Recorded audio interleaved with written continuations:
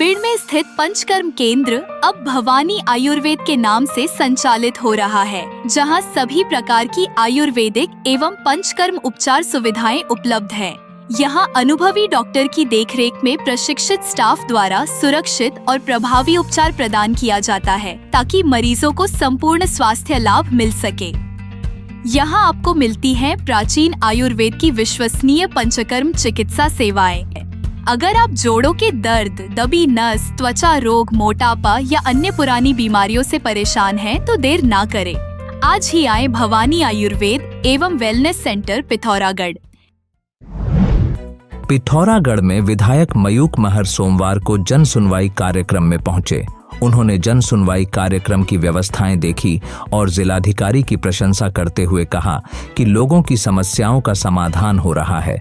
इस दौरान उन्होंने स्वयं भी कई समस्याएं प्रशासन के सामने रखी।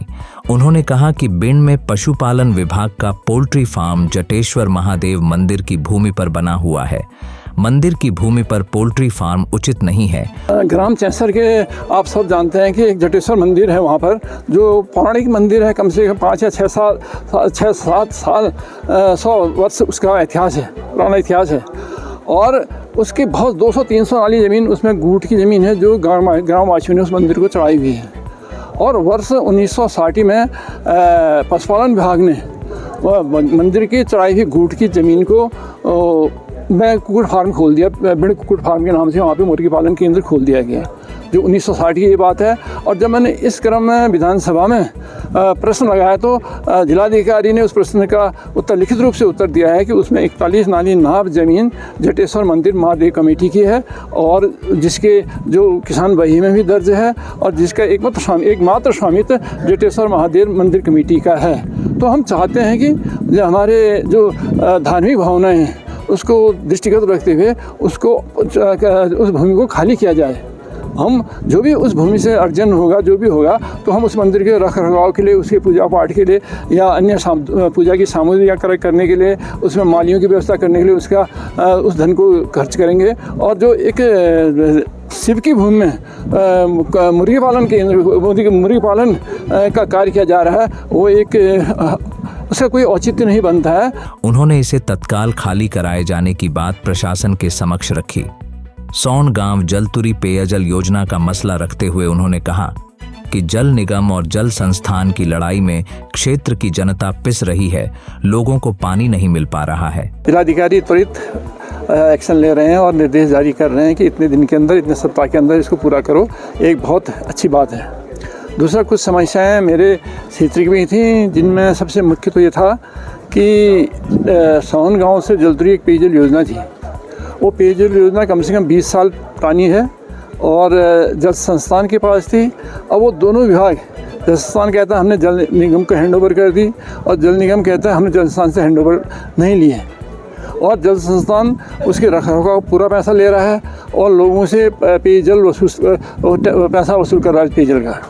तो ये समस्या जिलाधिकारी के समक्ष रखनी थी, क्योंकि इनकी लड़ाई में पूरी क्षेत्र की करीब 10,000 जनता सफ़र कर रही थी। तो इसमें जिलाधिकारी ने त्वरित संज्ञान लिया और उनने ये कहा कि आपकी लड़ाई जब तक सेटल हो नहीं, उस योजना को इमीडिएट शुरू करवाओ, और जो भी उसमें त्रुटि है या टूट फूट है उसको ठीक करके उसे पेयजल सुचारू रूप से चलवाओ।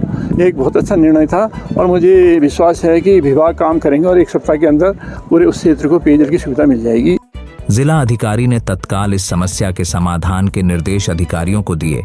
उन्होंने वड्डा क्षेत्र में श्रम उद्योग के खाली पड़े भवन को स्थानीय युवाओं को स्वरोजगार के लिए उपलब्ध कराने की बात रखी, जिस पर जिलाधिकारी उद्योग विभाग को कार्रवाई के निर्देश दिए। आप लोगों ने देखा होगा कि वड्डा के पास एक चर्म उद्योग स्थापित था, मसानी गाड़ पुल के पास। वो कम से कम 50 साल पुराना था। जब हम छोटे बच्चे थे तो हम देखते थे वहाँ पर ये उद्योग चलता था, पर उस उद्योग के बंद होने के बाद वो लावारिस पड़ी बिल्डिंग थी, जिसमें कुछ वहाँ के सुवालकोट के बेरोजगार युवा उसमें काम करना चाहते थे। उनके पास एक पंजीकृत संस्था है और जो जिला उद्योग केंद्र में पंजीकृत है, और उनका पूरा गाइडलाइन उनके पास है। तो उसको चाहते थे कि वो भवन उनको कार्यालय के रूप में उपलब्ध कराया जाए। और आज जिलाधिकारी इस समस्या से बात रखने के बाद GM इंडस्ट्री और जिलाधिकारी जिलाधिकारी ने उसको उनको देने की हामी भरी है और आने वाले समय में कुछ हमारे बेरोजगार युवकों को यहाँ पर रोजगार उपलब्ध हो जाएगा। एक समस्या का निराकरण यहाँ पर हुआ है। विधायक ने कहा कि महिला चिकित्सालय में लिफ्ट लगाने के लिए उन्होंने विधायक निधि से 40 लाख रुपए की धनराशि दी है, लेकिन इस पर भी कोई कार्रवाई नहीं हो रही है। इसी के साथ उन्होंने नगर में पेयजल आपूर्ति के लिए टैंकर खरीद को दिए गए। 40 लाख रुपए का मामला भी जिला अधिकारी के सामने रखा।